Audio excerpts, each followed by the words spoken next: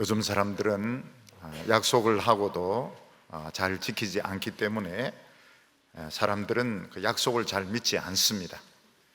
정부 기관의 약속도 믿지 않고 또 정치인들의 약속도 믿지 않습니다. 그래서 요즘은 누가 무슨 약속을 하면 꼭 문서로 받아 놓아야 되고 또 도장을 찍어야 된다, 이렇게 생각을 합니다. 근데 아주 훌륭한 분들은 사실은 약속받기가 굉장히 어렵고, 한번 약속을 하면 반드시 그 약속을 지키는 것을 볼 수 있습니다. 그래서 사람들은 저분의 약속은 보정수표와 같다, 이런 말을 하는데, 그런 분은 약속을 잘 안 하기도 하지만 약속을 하면 꼭 지키는 사람을 말하는 것입니다. 얼마 전에 처칠 수상에 대한 이런 책이 나왔습니다. 그 책을 보면 처칠이 현실 감각이 굉장히 뛰어난 사람인데, 절대로 유럽의 힘으로 독일을 이길 수 없다는 걸 압니다. 독일은 무기도 뛰어나고 군사력도 뛰어나서 유럽에서 독일과 싸울 수 있는 나라는 영국밖에 없는데, 영국의 힘으로 절대로 독일을 이길 수 없다는 것을 처칠은 압니다. 그래서 처칠이 한 것이 무엇인가 하면, 그 전쟁 중에 그 수상이 얼마나 바쁩니까? 그런데 1년의 반을 영국을 떠나서 루즈벨트에게 붙어 있습니다. 루즈벨트와 친분을 쌓기 위해서 1년의 반을 루즈벨트하고 같이 삽니다. 그래, 한 번은 처칠이 샤워하고 옷을 덜 입었는데 루즈벨트가 들어오니까 나는 이제 감출 것도 없다, 이러면서 실컷 보라고 이러면서 그런 농담을 했습니다. 이것은 자기가 그만큼 루즈벨트를 신뢰하고 있다는 걸 보여주는데, 처칠이 뭐라고 말했는가 하면, 나중에 루즈벨트의 마음을 잡는 것은 변덕스러운 여자 마음 잡는 것보다 훨씬 더 어려웠다고 말하고 있습니다. 결국은 그 친분 관계를 통해서 미국을 전쟁에 끌어들이는 데 성공을 하고 결국 연합군이 이기게 됩니다. 전쟁에서 이기려고 하면 그 현실을 빨리 파악을 해야 되는데, 할 수 있으면 자기 힘만으로는 못 이길 때 강력한 세력을 끌어들이는 것이 이기는 방법인 것입니다. 오늘 우리 시대의 가장 강력한 힘은 정부의 힘입니다. 또 정부 중에서도 제일 강력한 힘을 가진 나라는 미국입니다. 그런데 실제로 미국 정부보다 더 큰 능력을 가진 분이 있는데 하나님입니다. 미국 정부는 돈, 무기, 군사력 이런 것을 많이 지원할 수 있지만, 하나님은 이 세상 모든 것을 다 쓰실 수 있습니다. 태풍, 지진, 사람들의 마음까지 다 움직일 수 있기 때문에, 만약 우리가 이 세상에서 하나님의 마음만 얻을 수 있다면, 하나님의 약속만 받고 하나님을 우리 편으로 끌어들일 수만 있다면, 우리는 걱정할 것이 아무것도 없습니다. 그런데 오늘 시편 20편 말씀은 하나님을 내 편으로 끌어들일 수 있는 비결, 하나님의 무한한 능력을 받을 수 있는 그 비결을 다 이야기를 해주고 있습니다. 오늘 여기서 시편 20편에서 결단이 나는 겁니다. 그러면 시편 20편까지만 읽으면 되겠네요, 그런 말은 아닙니다만은, 시편 20편에서 결단이 나옵니다. 여기서 모든 그 비밀, 하나님을 내 편으로 끌어들일 수 있는 그 놀라운 비결을 다 이야기를 하고 있습니다. 하나님께서 이스라엘 백성들에게 약속한 것이 무엇인가 하면, 너희들은 내 말만 붙들어라. 그러면 내가 환난 날에 너에게 응답하겠다. 이게 하나님께서 이스라엘 백성들에게 약속하신 것입니다. 우리 하나님의 백성들은 내 힘으로 열심히 하고 날고 뛰고 할 수 있지만, 더 중요한 것이 뭔가 하면 하나님을 내 편으로 끌어들일 수 있는 비법이 있는 것입니다. 그래서 예수 믿는 사람들 중에서 돈으로 뭘 하려고 하고, 사람을 끌어들여서 뭘 하려고 하는 것은 굉장히 미련하고 어리석은 사람입니다. 지혜로운 사람은 어떻습니까?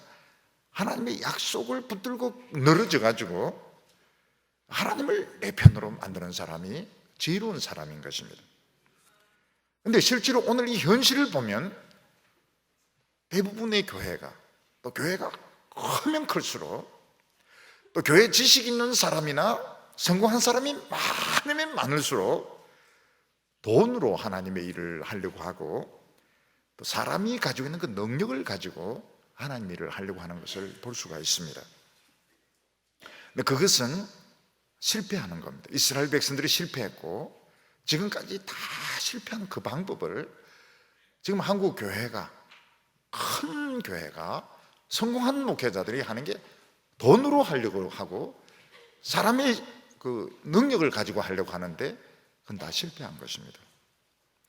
오늘 우리는 우리의 많은 시간을 하나님 앞에서 보내야 됩니다. 처칠이 루즈벨트와 시간을 많이 보냈듯이 우리가 하나님 앞에서 시간을 많이 보내야 됩니다.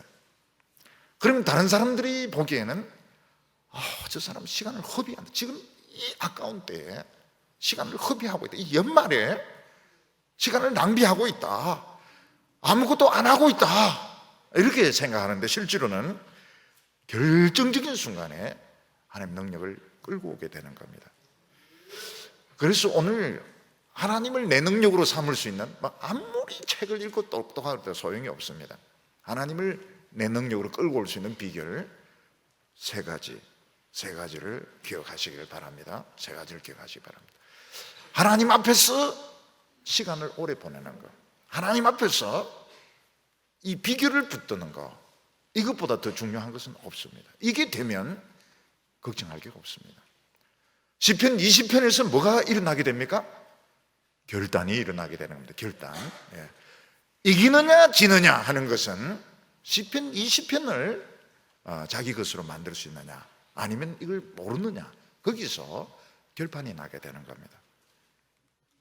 첫 번째 보면 하나님은 환난 날에 응답하시는 분이다, 이렇게 말씀하고 있습니다. 20편 1절을 보면 환난 날에 여호와께서 내게 응답하시고 야곱의 하나님의 이름이 너를 높이 드시며, 하나님께서 우리에게 주신 놀라운 약속이 뭔가 하면 환난 날에 응답하신다는 것입니다. 여기 환난 날이라는 것이 어떤 날을 말합니까? 우리의 어떤 개인적으로 큰 그 어려움이 닥쳤을 때, 어떤 중요한 일을 해결을 해야 될 때, 인생의 큰 위기를 당하게 되었을 때 하나님께서는 뭐라고 약속하셨는가 하면 내가 응답하겠다, 너가 기도하는 것, 너가 요구하는 것, 너 마음의 소원을 내가 들어주겠다, 이렇게 약속을 하셨습니다. 환난을 당했을 때 그 무궁무진하신 하나님의 도심만 받을 수 있다면, 하나님의 응답만 받을 수 있다면 걱정할 것이 아무것도 없습니다. 근데 하나님께서는 자기 자신을 어떻게 소개하고 있는가 하면 야곱의 하나님이었다, 이렇게 말씀하고 있습니다. 야곱은 어떤 사람입니까?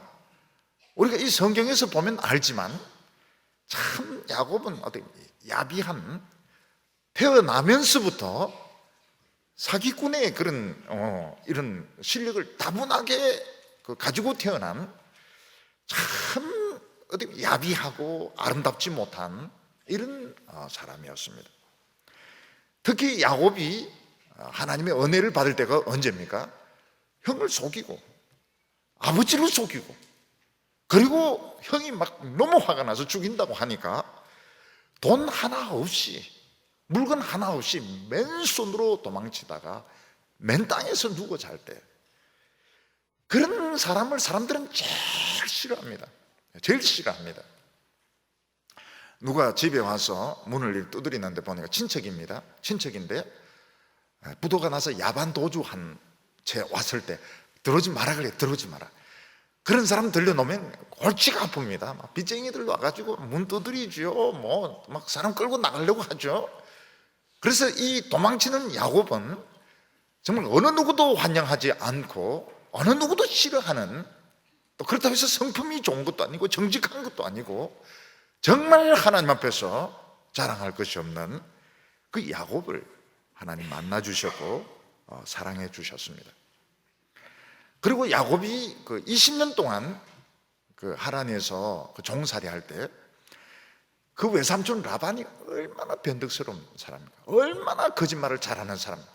오늘은 이 말 했다가 내일은 저 말 했다가, 그때 문제는 또 녹음기도 없어요. 라반이 한 말을 녹음을 해놨으면 외삼촌 어제는 이 말 하더니 어제는 분명히 검은 거라고 했는데 오늘은 또 왜 얼룩이라고 이야기합니까? 이럴 수도 있는데 옛날에 녹음기도 없고 그래서 이랬다 저랬다 하는 그 변덕스러운 그 라반 밑에서 하나님이 야곱이 지켜주십니다. 그리고 부자가 되게 해주십니다.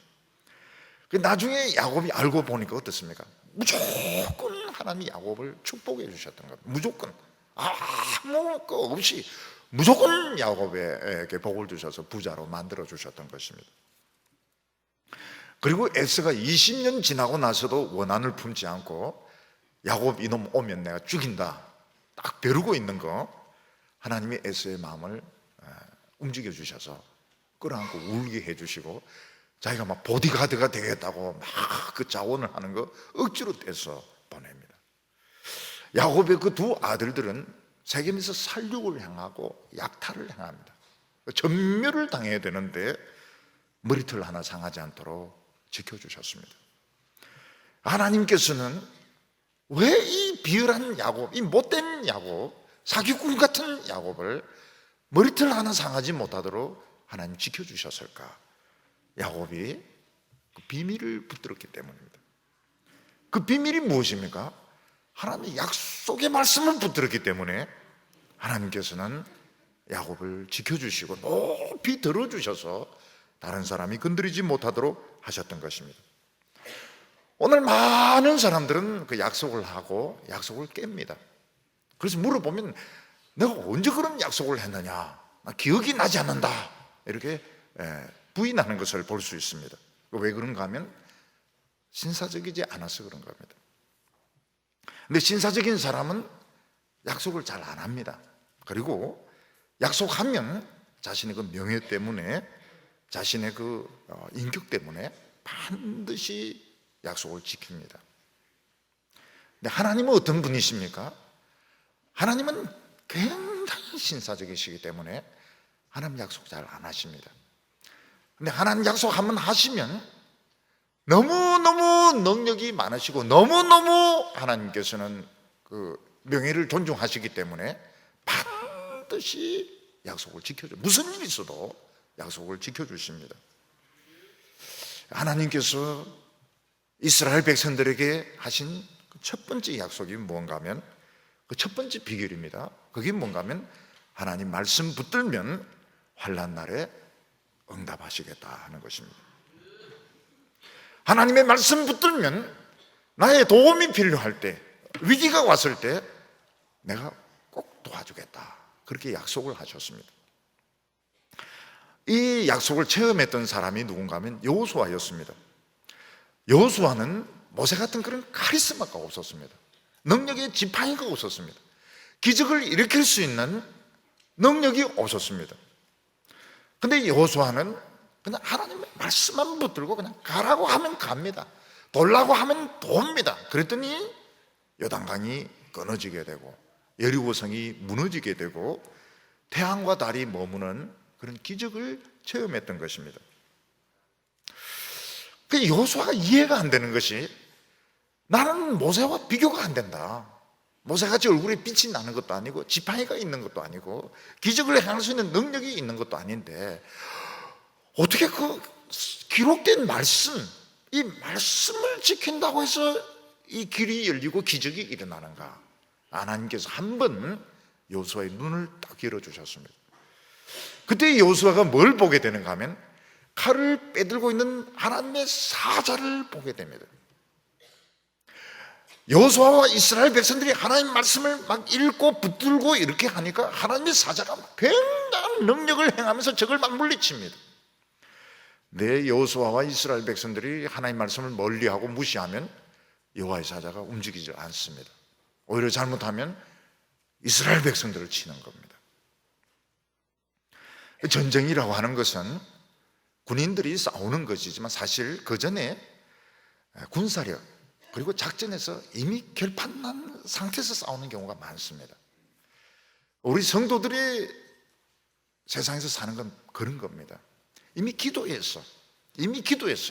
하나님의 말씀에서 이미 결판난 상태에서 싸우는 겁니다. 눈을 열어보면 결국은 내 능력, 내 재주, 내 가지고 있는 돈에 달린 것이 아니고 앞에 있는 하나님의 사자가 움직여줘야 되는데, 하나님의 사자를 움직일 수 있는 것은 하나님의 말씀밖에 없더라는, 기도밖에 없더라는 것입니다. 근데 우리가 이 하나님의 말씀 붙든다는 게 쉽지가 않습니다. 왜냐하면 하나님 말씀이 너무 많아요. 성경 너무 두꺼워요. 그리고 그 중에서도 어떤 말씀을 붙들어야 되는지 모릅니다. 근데 이스라엘 백성들이 경험한 것이 뭔가 하면 하나님 말씀 붙들어도 환란이 오고, 하나님 말씀 안 붙들어도 환란이 오고, 붙들어도 환란이 오고 안 붙들어도 환란이 오고. 그때 무슨 생각이 듭니까? 모르겠다. 뭐 모르겠답니까? 에라이 모르겠다. 그래서 하나님 말씀 붙들어도 환란이고 안 붙들어도 환란이니까 안 붙들겠다는 겁니다. 안 붙들고 내 하고 싶은 대로 하겠다. 그게 망하는 코스였습니다. 우리가 죽으라고 하나님 말씀 붙들 때 하나님 능력 옵니까? 안 옵니다. 그러면 세상 능력 쓸 수 있습니까? 못 씁니다. 하나님의 말씀 붙들 때 제일 큰 위기가 뭔가 하면 세상 능력도 못 쓰고 하나님의 능력도 안 오고, 이때가 제일 위험한 겁니다. 제일 위험한 거예요. 이러면 사자나 곰이나 이럴 때도 보면 새끼일 때가 제일 위험합니다. 새끼일 때 왜 위험합니까? 힘은 없는데 호기심은 엄청 많은 거예요. 그냥 가만히 있으면 되는데 돌아다니는데 힘은 없으니까 그때 다 죽는 겁니다. 우리도 보면 청소년 때가 제일 위태롭습니다. 왜 그렇습니까? 마음은 어린인데 덩치는 어른입니다. 그래서 가만히 못 있어요. 사리 판단이 있는 것이 아니고 돈이 있는 것이 아니고 카드가 있는 것도 아무것도 없는데 생각은 막 어른처럼 행동하려고 하니까 사고가 날 가능성이 굉장히 많습니다. 청소년 때. 청소년 때가 제일 위험하고, 사자나 곰이나 늑대도 새끼 때가 제일 위험한데, 하나님의 백성은 언제 제일 위험합니까? 말씀 붙들 때가 제일 위험한 겁니다. 말씀 붙들 때 세상 학벌, 세상 방법 못 씁니다. 이 다 동결이 돼가 못 씁니다. 하나님의 능력 안 옵니다.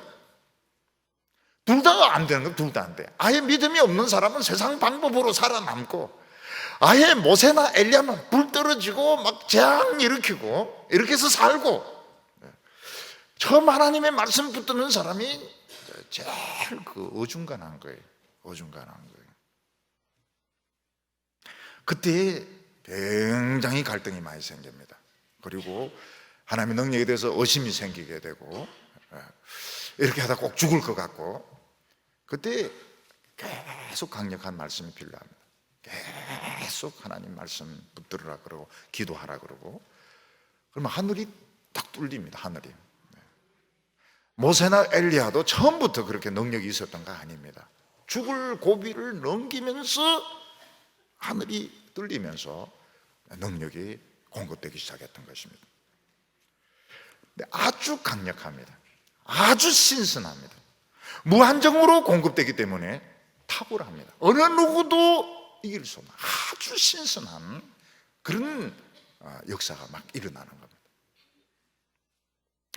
그래서 우리가 첫 번째 알아야 될 것이 뭔가 하면, 하나님을 내 편으로 만들 수 있는 방법, 환난 날에 하나님이 응답하게 할 수 있는 그 첫 번째 비결이 뭔가 하면, 요걸 고비를 넘길 수 있어야 됩니다. 고비를. 하나님 말씀 붙들었을 때 세상 방법 못 쓰고 하나님의 능력도 안 오고 그냥 이것도 안 되고 저것도 안 되는, 거기서 정말 죽을 것 같은 이때 끝까지 하나님 말씀 붙들면 하늘이 갈라집니다. 하늘이 갈라지고 하늘문이 열리고, 그러면서 내가 직접 직접 하나님의 능력을 공급받기 시작하는데 그겁니다. 그게 비결. 그거 못 참으면 안 됩니다.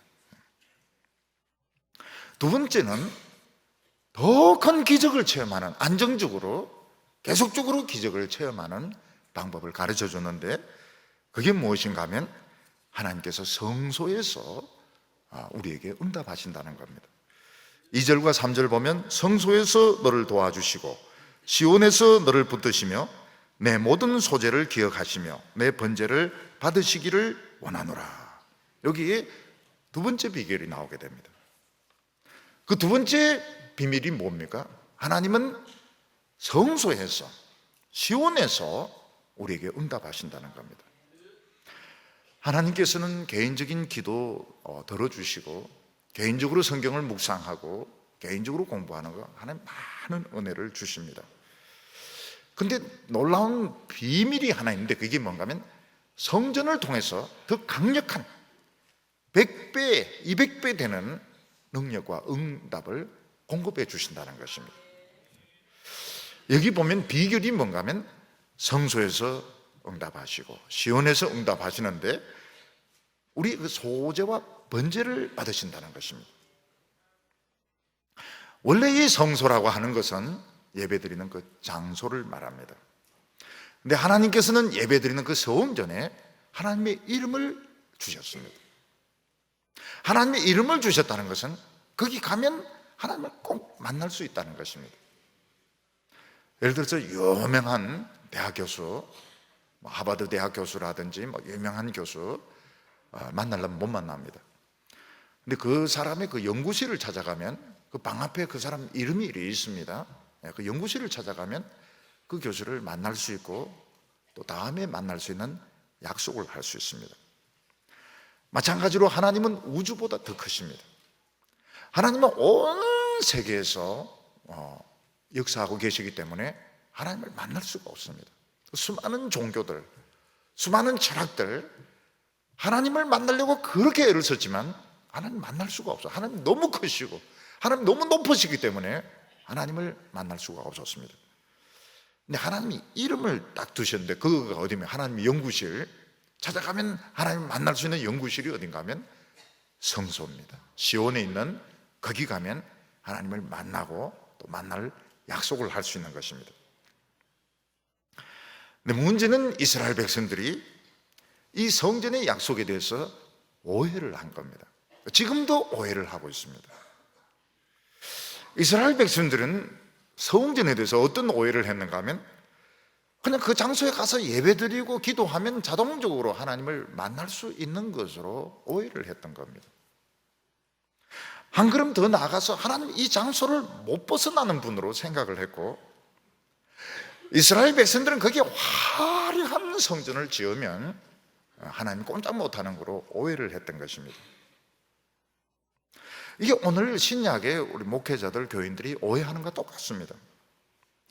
오늘 많은 목회자들, 교인들은 무슨 오해를 하고 있는가 하면 그냥 교회를 세우고 예배당을 지으면 하나님이 자동적으로 계신 것으로 생각을 합니다. 거기에 한 걸음 더 나가서 예배당을 아주 크게 짓고 수천 명, 수만 명이 모이면 자동적으로 하나님이 축복하시는 줄로 지금도 그렇게 생각을 하고 있는 것입니다. 수천 명, 수만 명 모여서 예배 드리면 막 영광스럽습니다. 근데 그게 하나님의 영광이 아니고 사람의 영광인 것입니다. 우리가 모여서 예배 드리지만 은혜 받는 거 쉽지 않고 하나님의 응답 받는 거 쉽지가 않습니다. 절대로 자동적으로 되는 게 아니에요. 여기 보면 내 소재를 기억하시며 내 번제를 받아주신다 이렇게 말했습니다. 이게 뭡니까? 소제는 이제 곡식으로 드리는 제사고 번제는 짐승을 태워서 드리는 제사인데 이 제사가 무엇을 의미합니까? 제사장들은 그 제사를 다 이해를 하지 못했습니다. 왜 우리가 짐승을 죽여야 되는지, 다 태워야 되는지 이해를 못했습니다. 근데 그 제사장들이 또 이스라엘 백성들이 그 하나님의 말씀을 절대적으로 신뢰하고 목숨 걸고 하나님의 말씀에 순종했을 때 그 제사가 불신앙의 벽을 뚫고 우주를 뚫고 하나님과 그들을 연결시켰던 것입니다. 그러니까 제사장이 드린 제사, 이스라엘 백성들이 드리는 그 제사가 하나님께 상달이 되었던 것은 짐승수가 많았기 때문에, 정성이 좋았기 때문에, 의식이 거창했기 때문이 아닙니다. 그들이 목숨 걸고 하나님 말씀에 순종했을 때 그 믿음이 하나님과 연결시켰던 것입니다. 하나님은 온 우주를 만드셨고 태양을 만드셨고 우주 그 에너지를 만드신 하나님이니까 얼마나 강력한 분이십니까? 이 전체 물리학자들은 최초에 폭발이 있었다면 얼마나 하나님은 강력한 에너지를 만드신 분이십니까? 우리 인간들은 하나님께 나아갈 수가 없습니다. 하나님께 바른 제사를 드릴 수가 없습니다. 무슨 제사를 드려도 하나님께 연결이 안 됩니다. 가면 죽습니다. 그런데 하나님의 말씀에 목숨을 걸고 그 말씀에 순종해서 제사를 드리니까 어떻게 됩니까? 불신의 벽이 허물어지면서 하나님이 우리의 죄를 용서해 주시고 축복해 주시고 말씀을 주신다는 것을 알게 된 것입니다. 그래서 여기 성소라고 하는 것은 예배드리는 장소를 넘어서서 이 말씀을 결사적으로 믿는 그 하나님의 백성들을 의미합니다. 한 개인 한 개인이 목숨 걸고 하나님 말씀을 붙들 때, 죽을 각오를 하고 붙들 때 하늘이 금이 가면서 열리면서 능력이 쏟아지게 되고 하나님이 내 편이 되는데, 두 번째 비결이 무언가 하면 그런 사람들이 모였을 때, 오직 하나님 말씀 하나를 붙들고 모였을 때, 그들이 같이 결사적으로 은혜를 받으려고 할 때 어떻게 일이 일어나는가 하면 하나님은 그들을 살아있는 성전으로 만드시는 겁니다. 사도 바울은 말하기를 우리는 보화가 가득한 질그릇이라고 말했습니다. 질그릇 자체는 가치가 없지만 거기에 금화가 가득 들어있으면 그 질그릇의 가치는 엄청난 보물의 가치가 되는 것입니다. 마찬가지로 한두 사람이 아니고 여러 사람들이 하나님 말씀에 미쳐가지고 하나님 말씀에 미쳐서 결사적으로 하나님의 말씀을 붙들 때 어떤 일이 일어나게 되는가 하면 그것이 성소로 변하게 되고 그것이 시온으로 변하게 되는데, 그게 하나님의 성령이 막 임하면서 충만하게 채워지게 됩니다. 그러면 어떤 일이 일어나게 됩니까? 기적이 일어나게 됩니다. 부흥이 일어나게 됩니다. 기도가 집단적으로 응답이 되게 되는 것입니다. 이스라엘 백성들이 사무엘의 설교를 듣고 미스바에 모여서 다 같이 회개를 합니다. 그때 어떤 일이, 그들이 성소로 변했던 겁니다. 미스바가 성소로 변했던 것입니다. 블레셋 사람들이 겁도 없이 이스라엘 백성들을 멸망시키려고 공격을 했을 때 하나님께서 기적을 일으키시는데 하늘에서 우박이 떨어져서 블레셋 사람들이 죽습니다. 블레셋 사람들 도망가는 거 하나님이 계속 추격을 하셔가지고 그들을 심판하셨던 것입니다. 유다 백성들이 바벨론 포로에서 돌아오고 나서는 부흥이 일어나다가는 꺼지고 일어나다가는 꺼지고 이런 일들이 반복이 되게 됩니다.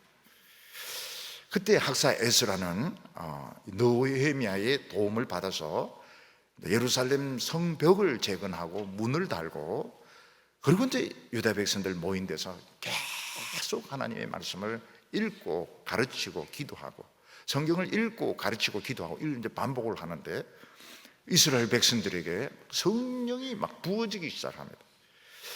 그 이스라엘 백성들, 유다 백성들이 막 웁니다. 전부 다 웁니다. 그리고 그때 비가 막 쏟아지는데 한 명도 비를 피하지 않습니다. 그냥 그대로 서서 비를 맞으면서 기도를 하는 겁니다. 그리고 백성들이 전부 금식을 합니다. 자진해서 금식을 합니다. 그때 에스라가 보기에 이들이 너무 금식하면 다 쓰러질 것 같으니까 금식을 하지 말라 그러면서 여호와를 기뻐하는 것이 너희들의 힘이라는 이야기를 하게 됩니다.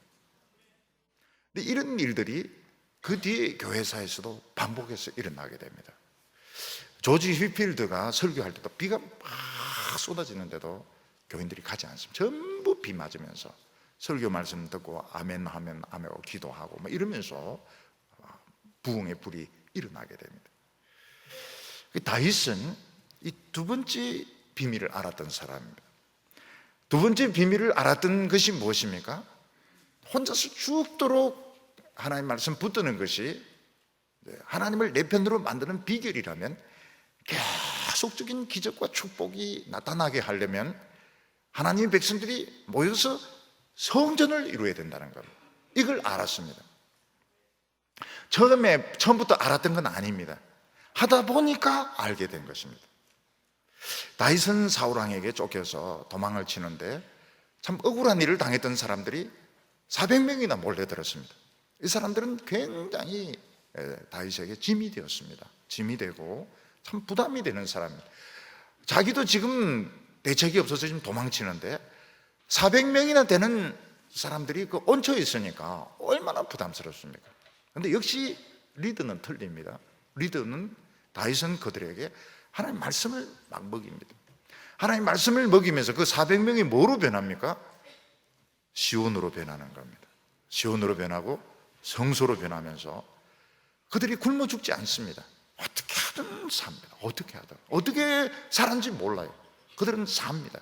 멸망하지 않고 결국 다윗은 이스라엘의 왕이 되게 되고, 그때 다윗을 도왔던 사람들이 다 이스라엘을 부흥시키는 사람이 되었던 것입니다.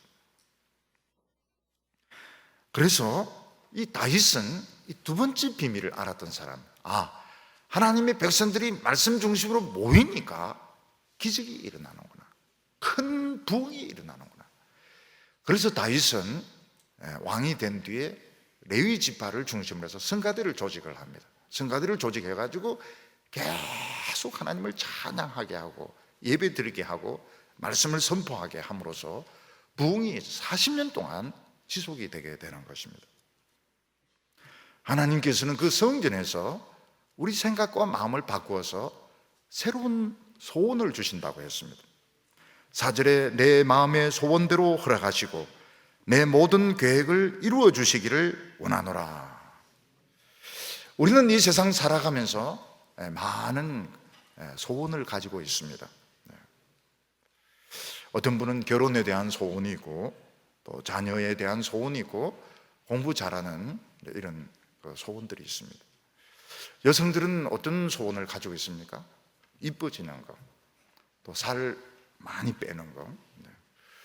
그래서 새해가 되었을 때 기도 제목에 안 적지만 마음속에 공통적인 그 소원은 올해 10kg 빼는 거. 10kg. 그 10kg 빼는 거 쉬운 일이 아닌데 마음속으로는 4월이 되면 그 4kg로 바뀌게 되고, 난 이제 가을이 되면 1kg라도 다 이뻐지고 살 빠지고 공부 잘하고 돈 많이 벌고, 이건 다 이 세상에 사는 소원이기 때문에 사실 하나님께 가치가 없습니다. 우리의 이 소원들이 하나님 앞에 가치가 없습니다. 응답이 안 되는 이유가 왜 그런가 하면 심보가 뻔하기 때문에 응답이 잘 안 되는 것. 물어보면 다 똑같아. 근데 하나님이 막 환난 당하게 하시고 또 말씀 막 듣게 하시고 이러면서 눈이 떠지기 시작합니다. 그 눈이 뭔가 하면 희미한 안개 가운데서 하나님의 나라가 보이기 시작하는 겁니다. 하나님의 나라가 보이는데 그중에 이제 깨어진 부분이 있고 아무도 관심 안 가지는 부분이 있고, 근데 그게 뭔가 하면 내가 가서 봉사하고 섬겨야 될 부분인 것입니다. 그래서 하나님께서는 이 성전에서 하나님 백성들이 같이 말씀에 미쳐서 기도하고 이러는 가운데서 하나님은 우리에게 새로운 소원을 주십니다. 그건 내가 더 안정되고 내가 더 성공하고 내가 더 유명해지는 그런 소원이 아니고, 이 하나님의 나라의 중에서 아무도 관심을 가지지 않아 깨어졌는데, 부서졌는데 아무도 관심 가져주지 않고 방치되어 있는 그런 부분에 대해서 막 하고 싶은 이런 소망이 생기게 되는 것입니다.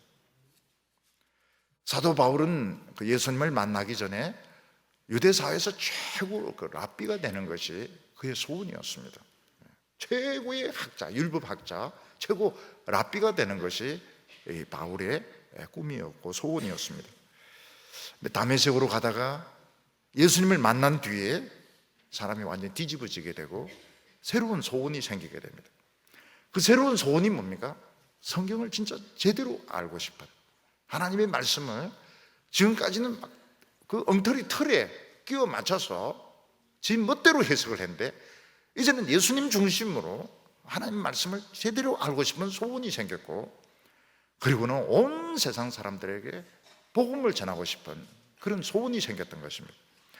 나중에 이건 이제 점점 구체화되게 됩니다. 구체화돼서 이방인들에게 복음을 전하고 예수님의 그 구원론에 대해서 탁월한 이런 지식을 가지게 됩니다. 사도 바울이 나의 복음 이렇게 할 때는 특히 구원론을 말하는 것입니다.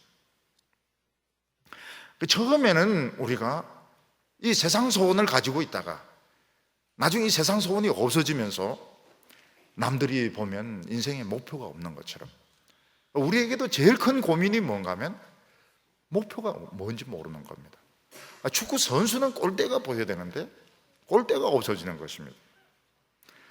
그래서 우리는 굉장히 당황해하고 인생의 그런 목표에 대해서, 목표가 없어진 것에 대해서, 추구해야 될 그 대상이 없는 것에 대해서 우리는 굉장히 당황해하고 방황을 하게 됩니다. 근데 나중에 이제 알고 보니까 그건 다 그냥 내 욕심이었고, 하나님이 나에게 원하시는 것은 내가 더 죽어지게 되고 내가 더 자신을 부인하게 되고 하나님의 그 뜻, 나에 대하여 가지고 있는 하나님의 소원을 찾게 되는 것입니다.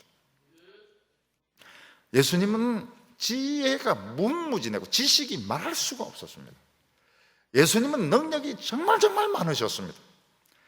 예수님이 그 지식을 가지고 책을 썼으면 아마 이 세상 어느 학자도 따라올 수 없는 그런 대학자가 되셨을 것입니다.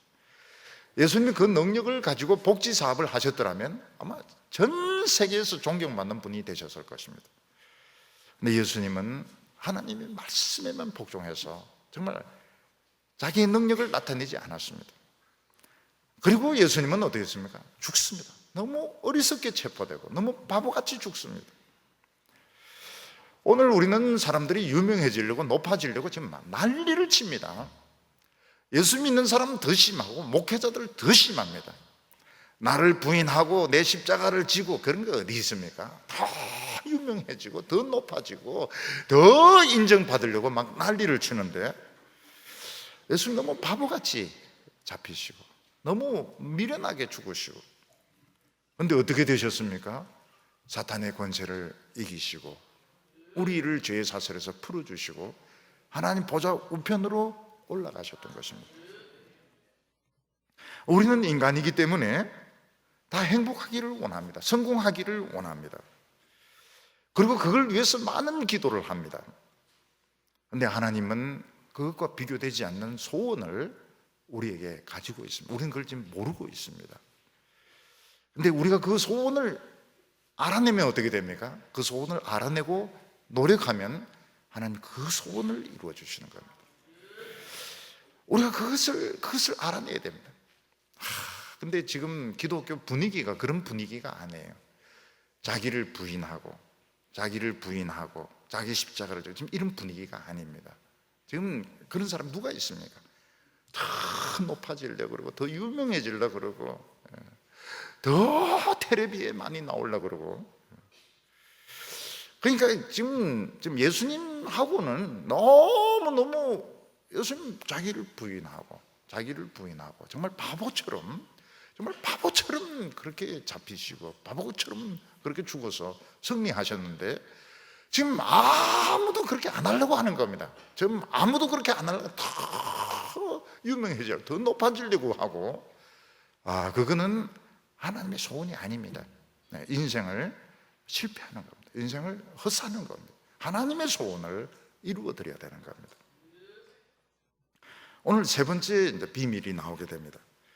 이 세 번째 비밀은 무언가 하면 이 사명을 맡은 자가 믿음으로 나가면 하나님 꼭 이기게 해주시는 겁니다.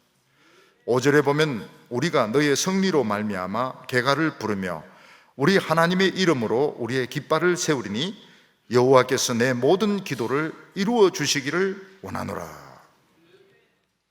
하나님께서 다윗에게 기름 부으면서 약속하신 것이 있습니다. 그게 무엇인가 하면 기름 부음 받은 종이 믿음으로 나가면 하나님이 반드시 이기게 하시고 부흥을 주신다 하는 약속이었습니다. 이 무슨 말인가 하면 다른 사람들이 아무리 반대하고 협력하지 않고 회방을 해도 다윗 한 사람, 또 그 뒤에 다윗의 후손, 그 다윗의 그 후손 기름 부음 받은 자만이라도 한 사람이라도 말씀 붙들고 나가면 부흥을 주시고 승리를 주신다는 약속이 하나님께서 다윗에게 주신 그 약속 속에 들어있는 아주 중요한 약속입니다. 왜 이게 중요한가 하면 이스라엘 백성 전체가 침체되고 세속화되면 같이 모여서 기도하고 한꺼번에 말씀에 미친다는 것이 불가능합니다. 한번 침체되어 보면 아무리 말씀을 전해도 모래에 물 붓는 것 같습니다. 이게 마음에 들어오지가 않아요. 전부 이 말씀을 듣지를 못합니다. 그리고 모여서 기도하는 게 되지를 않습니다. 전부 자기 이야기하고 자기 주장하고 놀러 가는 거 좋아하고요, 놀러 가는 거 좋아하고 인간들 만나는 거 좋아하지 기도하는 거 이거 관심이 없습니다. 전부 모여서 세상 이야기만 합니다. 그때 하나님께서 기름 부음 받은 그 종을 보내주십니다. 이때 하나님의 종이 중심을 딱 잡고 다른 사람의 지지가 없어도 협력이 없어도 자기 혼자 말씀 붙들고 나가도 다른 사람이 반대하고 조롱해도 부흥이 일어납니다. 한 명이 하나님이 기름 부어 세운 종 한 사람이 믿음으로 나가도 부흥이 일어납니다. 그래서 하나님께서 다윗에게 약속하신 것이 뭔가 하면 다른 사람들이 협력하지 않는다, 다른 사람들이 도와주냐, 그거 불평하지 말라는 겁니다. 너가 중심을 잡고 너가 하나님의 약속 믿고 나가면 내가 무조건 도와주고 승리를 줄 테니까 넌 다른 사람 핑계 대지 말라. 그냥 너 한 사람, 기름 부음 받은 사람 한 사람이 믿음으로 나가면 길이 열리게 되는 것입니다. 그런데 실제로는 다른 사람이 반대하고 회방하는데 말씀 붙들고 나가는 것이 어렵습니다. 굉장히 어렵습니다. 근데 하나님께서는 뭐라고 약속하셨는가 하면 너 하나라도 이 말씀 붙들고 나면 깃발을 세우게 해주겠다는 겁니다. 그 깃발이 무엇입니까? 하나님의 나라가 임한 것이고 승리한 것이고 하나님의 통치가 임한 것입니다. 근데 실제로는 오래 못 갑니다. 삼손 같은 사람은 그 이스라엘 장로들이 지지를 해주지 않습니다.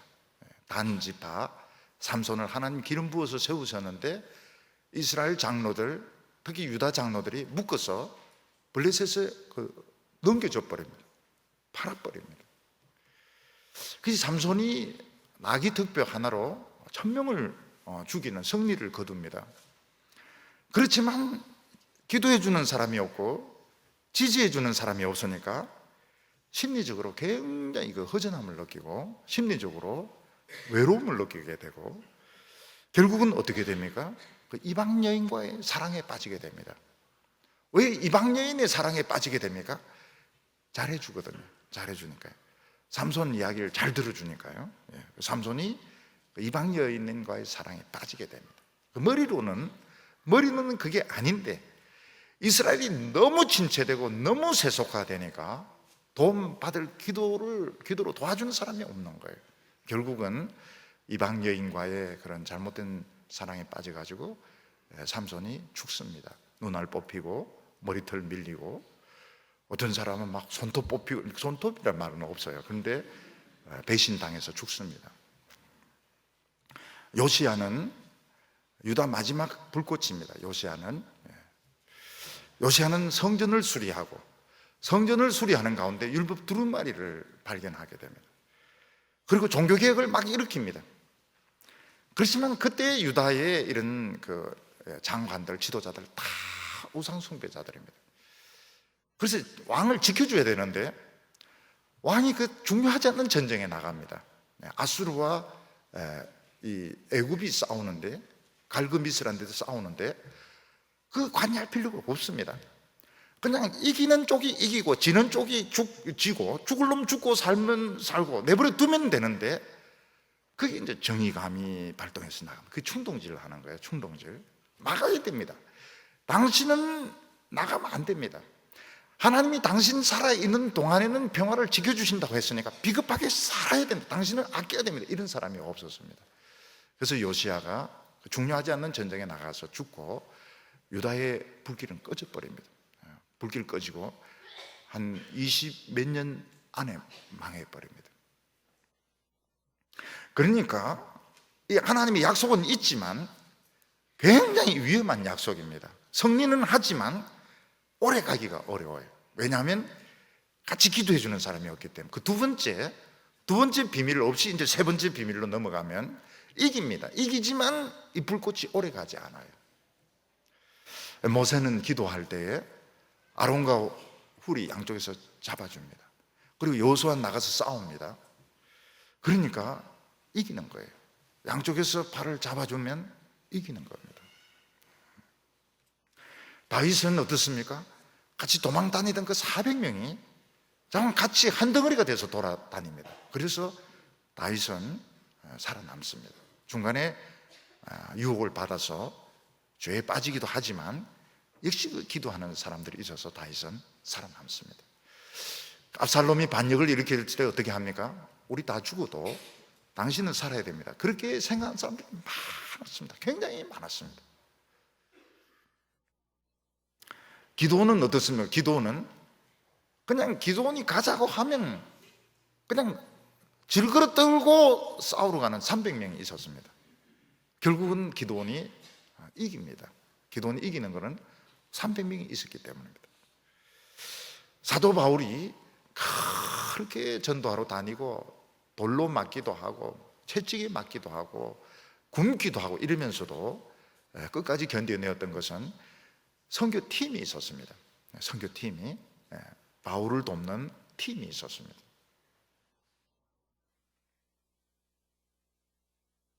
근데 나무도 마찬가지입니다. 나무도 여러 나무를 가지고 불을 붙여야 불이 오래 가고 잘 안 꺼지는데, 그냥 나무 그냥 혼자 태워버리면 금방 꺼집니다. 그래서 하나님의 종들 중에서 혼자 너무 능력이 많아서 이리 뛰고 저리 뛰고 이럴 때 희생될 가능성이 많습니다. 오래 못 가고 변질되고 타락하고 희생될 가능성이 많습니다. 그래서 삼손과 사무엘은 비슷한 시대 사람입니다.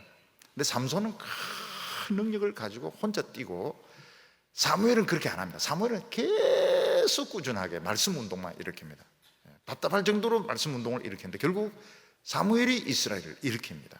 침체했던 이스라엘을 일으키는 사람은 사무엘입니다. 그리고 사무엘은 살아남습니다. 여기서 우리가 알아야 될 것이 뭔가 하면, 하나님으로부터 부르심을 받은 사람, 하나님이 사명을 주신 사람이 확신을 가지고 나가면 반드시 부흥이 일어납니다. 근데 빨리 동력자를 만들어야 됩니다. 같이 반드시 같이 기도하고, 너무 능력이 뛰어나고 너무 유명, 하나님의 종으로서 성공하는 것은 죽는 거라고 보면 됩니다. 죽는 거라고. 평범해야 살아남지, 너무 유명하고 너무 뛰어나면 여러분 죽습니다. 이걸 조심해야 됩니다. 6절에 보면 여호와께서 자기에게 기름 부음 받은 자를 구원하시는 줄 이제 내가 아노니 그의 오른손에 구원하는 힘으로 그의 거룩한 하늘에서 저에게 응답하시리로다. 하나님이 기름 부음을 받은 자에 대해서 무슨 약속을 하셨습니까? 오른손으로. 오른손. 하나님은 오른손 왼손 다 힘이 있으시지만 오른손은 특히 힘이 있어서 실패하지 않습니다.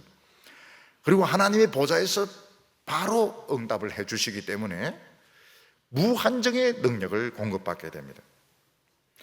하나님의 종들이 알아야 될 것이 뭔가 하면 부르심입니다. 부르심. 선교사에게 제일 확인되는 게 뭡니까? 부르심입니다. 선교사에 대한 부르심이 있느냐. 목회자도 마찬가지입니다. 목회에 부르심이 있느냐. 하나님이 보내시고 하나님이 세웠다 그러면 믿음으로 나가면 하나님이 반드시 응답해 주십니다. 부흥이 일어납니다. 다른 사람이 뭐라고 해도 부흥이 일어나게 됩니다. 근데 이런 능력도 한꺼번에 쏟아지는 건 아닙니다. 에스겔의 환상에서 보는 것처럼 성전 문지방에서 조금씩 이렇게 흘러나오는, 이게 이제 커지는 거기 때문에 우리 성도들은 뭘 알아야 되는가 하면 작은 은혜가 중요합니다. 작은 은혜, 작은 기쁨. 오늘 말씀 들으면서 약간 마음이 따뜻해지는 거, 미지근해지는 거, 그게 중요합니다.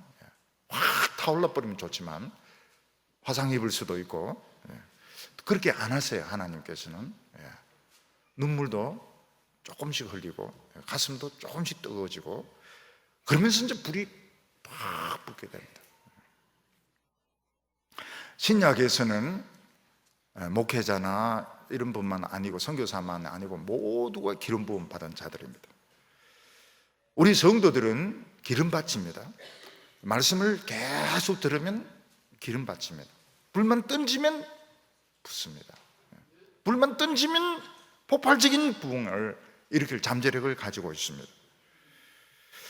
그래서 하나님 백성에게 제일 필요한 것이 뭔가 하면, 내 세상적인 그런 요구들이 응답받는 것보다 하나님의 말씀으로 충만해져야 됩니다. 하나님의 말씀이 흥건하게, 기름이 완전 기름밭으로 된 증거가 어떻게 나타납니까? 입만 벌리면 하나님 말씀이 나와야 돼요. 입만 벌리면 남 욕하고, 입만 벌리면 세상 자랑 나오고, 이거는 아직 기름밭이 덜 된 겁니다. 불 던져봐야 그냥 연기만 나오고 꺼집니다. 하나님의 말씀으로 충만해지면 눈빛이 벌써 달라져요. 전에는 막 맹수같이 사납고 독수리같이, 매눈같이, 스파이같이 막 이랬는데 비둘기 눈으로, 양의 눈으로 변하면서 하나님 말씀 들을 때 무한히 행복해합니다. 거기서 모든 염려, 근심 그냥 내려놓습니다. 하나님 말씀을 믿으니까요. 그러면 불만 던지면 불이 붙어요. 기름 받치니까요.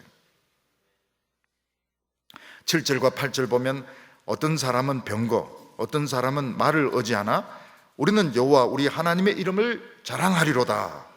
그들은 비틀거리고 엎드러지고 우리는 일어나 바로 서도다. 여기 보면 세상 사람들은 병거나 말을 의지한다 이랬는데, 사실은 말과 병거가 얼마나 힘이 되는지 모릅니다. 전쟁할 때 보면요, 말을 타고 싸우는 것과 맨발로 뛰어다니는 병거를 쓰는 것하고는 정말 이거는 천지차이입니다. 여러분, 옛날에도 보면 말이 비쌌고요, 정말 말 타는 사람들은 기사들이고, 말 타는 사람들은 부자들이고, 말 타는 사람들은 귀족들이었습니다.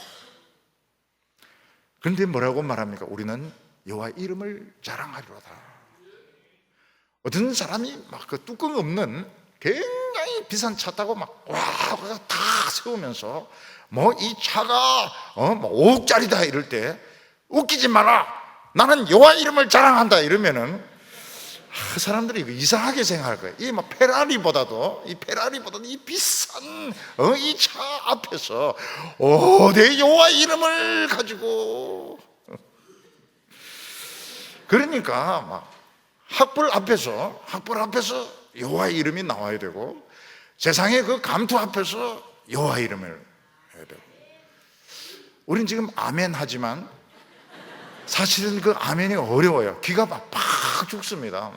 나는 뭐 외국의 어느 대학에서 학위를 받았고 무슨 연구소 소장이고 내 차는 막 5억짜리고 이러면은 그냥 인사 끄뻑하고 도망가 버립니다. 근데 이 다윗이 얼마나 그 미친놈인가 하면요, 그 골리앗 앞에서 너는 칼과 창과 단창을 가지고 오지만 난 여호와 이름으로 나아가느라, 기가 차가지고 이런데, 기가 차니까 이제 이마가 보이는 겁니다. 바로 그냥 때려버리니까 그냥 쓰러져 버리는 거예요. 정말 이 현실에서 여호와 이름을 자랑하기가 어렵습니다. 그런데 어떻게 하면 자랑할 수 있습니까? 약간 돌면은 그게 됩니다. 정상이 아니면, 정상적으로는 자랑할 수가 없죠. 어떻게 그 말 앞에서, 그 병거 앞에서, 그 학위 앞에서, 그 세상 그 출세 감투 앞에서 어떻게 아무것도 없는 사람이 뭐 여호와 이름을 가지고 막 자랑할 수 있습니까? 근데 돌아버리면 그게 되는 겁니다. 그래서 우리 성도들은 자꾸 연습하시기 바랍니다. 무슨 연습을 해요? 도는 연습을 해야 됩니다. 미치는 연습을 해야 됩니다. 누가 뭐 말하면 막 바로 난 여호와 이름, 너는 페라리, 너는 차 그거 자랑하지, 난 여호와 이름으로 나왔노라. 이렇게 해서 싸워야 되는 겁니다. 근데 집에 돌아가면 어떠세요? 좀 허전하면서 내가 언제까지 이렇게 여호와 이름만 의지해야 되는가? 허전한 것이 이게 좋습니다. 허전한 것이 좋습니다. 허전해야 기도가 나오는 겁니다. 그럼 이 선교하는 걸 한번 생각해 보시면, 선교 목회 다 마찬가지입니다. 적지에서 지금 작전하는 겁니다. 적진에서. 그럼 적진에서 작전하는데 돈 필요 없어요. 돈 필요 없고요. 죽을 각오를 하고 기도해야 살아남습니다. 살아남아요. 지금은 살아남는 것이 중요한데 돈이 있으면 어떻게 됩니까? 자꾸 일을 벌리려고 해요. 기도 안 합니다. 참 놀라운 것이 뭔가 하면요, 교회가 기도를 할 생각을 안 해요. 선교사님들이 기도를 할 생각, 자꾸 막 일을 하려고 합니다. 일을 하려고. 지금 좀 적진 한가운데서 마귀가 에워싸고 지금 막 창을 노리고 지금 막 접근하고 있는 여기서 하늘에서 불이 떨어지도록 하나님의 천사들이 막 내려와서 싸우도록 기도를 해야 되는데, 돈을 가지고 자꾸 사업을 벌리려고, 행사를 벌리려고 이렇게 하는데, 이게 좀 정신을 차려야 됩니다. 정신을. 교회가 돈이 없으면 어떻게 됩니까? 돈이 없으면 기도가 나옵니다. 기도하든지 안 믿든지 둘 중에 하나를 택하기 때문에 기도할 수밖에 없어요. 돈 있으니까 자꾸 기도 안 합니다. 안 하고 머리 굴리고 행사하고 사람들에게 뭔가 보일 걸 내시려고 하는데, 이게 이제 벌써 망하고 있는 겁니다. 기독교가 벌써 포스트 모더니즘이라는 게 돈 가지고 하는 겁니다. 돈 가지고 하고 사람에게 과시하려고 하고, 지금 적들은 지금 에워싸고 지금 막 포위망을 좁히고 있는데 왜 기도하지 않는가? 왜 자꾸 돈을 가지고 하려고 하는가? 이게 치명적인 문제입니다. 치명적인 거. 돈 있든 없든 우리 태도는 달라질 필요가 없는 거예요. 있든 없든 달라질 이유가 없는 겁니다. 그게 중요한 요소가 될 수가 없는 겁니다. 돈을 가지고 교육을 하려고, 돈을 가지고 선교하려고, 돈을 가지고 뭘 하려고 하는 것은 다 실패합니다. 왜 그렇게 하죠? 아직 이걸 모르는 겁니다. 영적인 싸움이 얼마나 치열한지, 목회에서 살아남고 개척교회에서 살아남고 선교사로서 살아남고 살아남는 게 얼마나 어려운지 모르고 있는 겁니다. 그래서 보면은 돈은 많고 부족한 건 없는데 하나님의 백성들이 막 고전을 해요. 왜 그런가 하면 하나님의 능력이 없어서 그런 겁니다. 돈 있는데 막 고전을 합니다. 여러분, 큰 일이나 작은 일이나 하나님 안 도와주시면 고전하게 되어 있습니다. 아주 작은 것도 기도하지 않으면 실패합니다. 올해 감사한 것은 우리가 기도한 것 중에 실패한 거 없습니다. 하나님께서 다 굉장히 하나님은 성실하시고 신실하십니다. 9절에 보면 여호와여 왕을 구원하소서, 우리가 부를 때에 우리에게 응답하셔서. 왕을 구원해 달라는 것이 무엇입니까? 왕은 기름 부은 사람을 말하는 겁니다. 왕만 흔들리지 않는다면, 왕만 중심을 잡는다면 우리는 이길 수 있습니다. 왕이 직격탄을 맞지 않는다면 우리는 어려움을 이길 수 있습니다. 기차가 앞 엔진만 힘이 있으면 갑니다. 뒤에는 좀 꾸불꾸불해도 갑니다. 교회나 하나님의 나라나 마찬가지입니다. 머리만 정신을 그 차리고 있고 흔들리지 않고 사탄의 직격탄을 맞지 않는다면, 비틀거리지 않는다면 얼마든지 어려움을 이길 수 있습니다. 그래서 하나님께 뭐라고 말하고 있습니까? 왕을 지켜주세요. 왕을 지켜주세요. 우리의 머리를 지켜주세요. 집의 가장을 지켜주세요. 내 머리를 지켜주세요. 머리만 안 다치면 다른 부분 치명상을 입지 않습니다. 그러면서 뭐라고 말합니까? 부를 때에 응답해달라고 말하고 있어요. 싸움은 계속되고 있습니다. 그러니까 앞으로 사탄은 또 공격할 텐데, 지금 제일 중요한 게 뭔가 하면, 부르면 응답하시고 부르면 응답, 하나님의 이 응답을 꺼트리지 않는 것, 부흥의 불을 꺼트리지 않는 것, 이게 얼마나 중요한지 아는 겁니다. 좀 성공하고 나서 교만한 마음이 생기면 어떻게 됩니까? 응답이 없어지게 됩니다. 여호와여 여호와여 이름을 부르는데 응답이 없습니다. 왜냐하면 끊긴 거예요.